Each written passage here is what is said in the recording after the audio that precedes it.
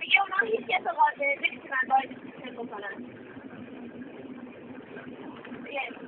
No, I didn't know what to think about tiny, not if they can have it. Okay, that's fine. Yeah, I can play this number or the house خیلی حرف میزنن بعد خیلی بزرگ نمایی میکنن میگن ما میتونیم بیزنس رو بسریم یه عالم انگیزه داریم برای این کار بکنیم و بیشتر هر کسی دیگه میکنن رو هوا منطقی خیلی چیز برای بوده میکنن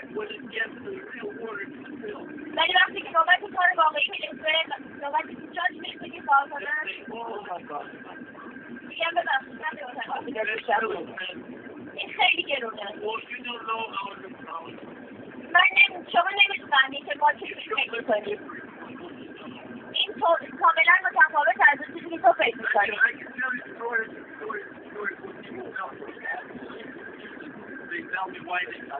میتونم براتون سر داستان تعریف کنم و چیزایی که آدمای ابلهی که نمیتونن کار کنن تعریف میادم براتون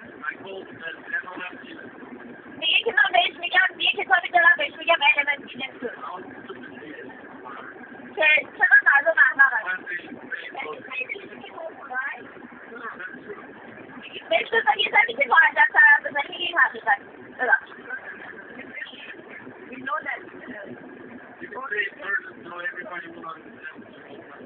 میگه که میگه فارسی حرف بزن که همه بفهمن بعد من برای ما همه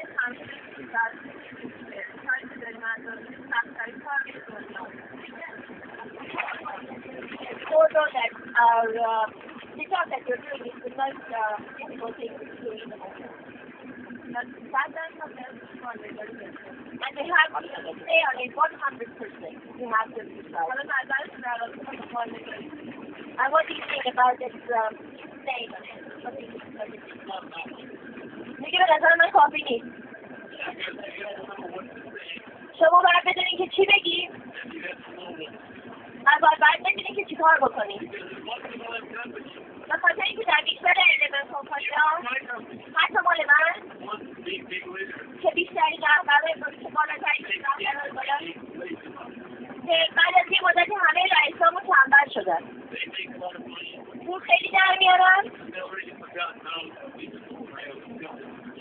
و بعد یادشون بگی در اول چجوری پول شروع کردن به کار کردن که این پول در آوردن و به وانمود میکنم که میتونن بسیار بدن که چجوری بیزنس انجام بدی و شما وانمود میکنی که اونا دارن بهتون یاد میدن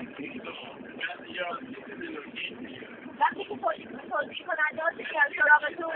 و میگن که من نمیتونم محصولاتی رو بفروشم میگه اینجور رهبرایی که خودشون تنبل شدن میگن که انگیزه داشته باش مثبت باش اوکی باشی چطور دیگه شما میفهمید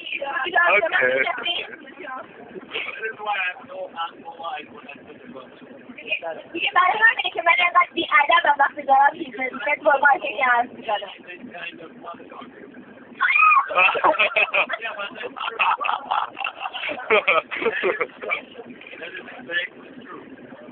میگه برای همین این مادر فلانا رو من میدونم چه مدر آدمایی هستن توی کشوره خیلی متفاوت در جلوی کمپانی‌ها می‌کنن میگه لباسای خیلی مناسبی می‌پوشن ساعت گرون می‌بندن خیلی مؤدب حرف می‌کنن ولی به رهبرای کمپانی‌ها حرف می‌زنه میگه ولی چیزی که از اطلاعاتشون می‌تونین استفاده کنین صفره و توضیح داره میگه و توضیحی که می‌تونم برای اتمام این صحبت بدم اینه معمولا چیزایی که میگن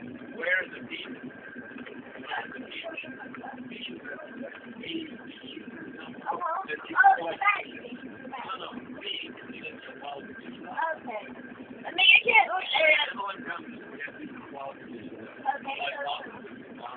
اوکی ببخشید من نمی‌تونم یاد شما توی کارتون داشته آره آرم دارید اوکی آره میگه اونو داشته باشید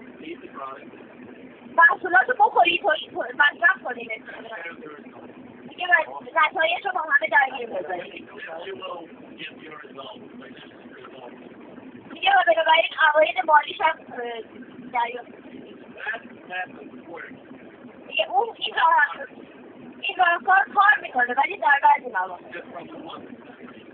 که در واقع 1% از موفقیت شما رو تشکیل میده 99% بقیه اینه که شما چی میگید و چجوری این بیزنس رو اداره میکنید یک دهه بعد اگه ندونید که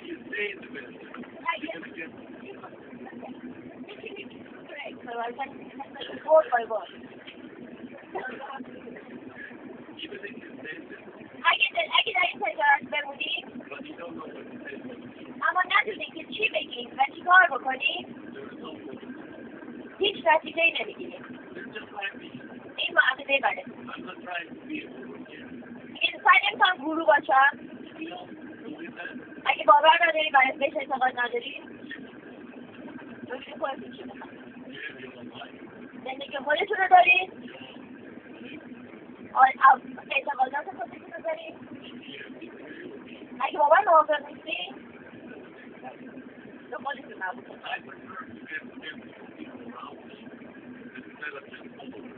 دیگه من ترجیح میدم آدمای دور و برم داشته باشن که خودشون انتخاب میکنن به جایی که دنبال کننده بقیه باشن دیگه به خاطر اینکه آدمایی که در ابتدا خودشون ترجیح میدن انتخاب بکنن به نظر من در پایان موثرترن موفق‌ترن به خاطر اینکه سختی‌های مختلفی رو تجربه میکنن به خاطر اینکه بیشتر آدمایی که به کمپانی ما میپیوندن متاسفانه میتونیم مثل یک کبریت آتیششون بزنیم دیگه ولی مثل همونجور که کبریت زود خاموش میشه اونا هم همینطوری هست یعنی منظور دیگه خیلی زود سراغ میکنم میام بالا ولی بعدش بلافاصله رها میکنن بهتره که انرژی بیشتری بذارید در ابتدا که آتیشی که میخواید درست کنید آتیش بزرگتری باشه بنابراین برای مدت طولانی‌تری باقی بمونه بعد از توضیح کننده‌های من برای 5-6 سال یا 7 سال با من کار کردن و بعد از 7 سال که با من هستن میان پیش من به من میگن که بالاخره فهمیدم که بیزنس شما چیه و منم بهش میگم راست میگی واقعا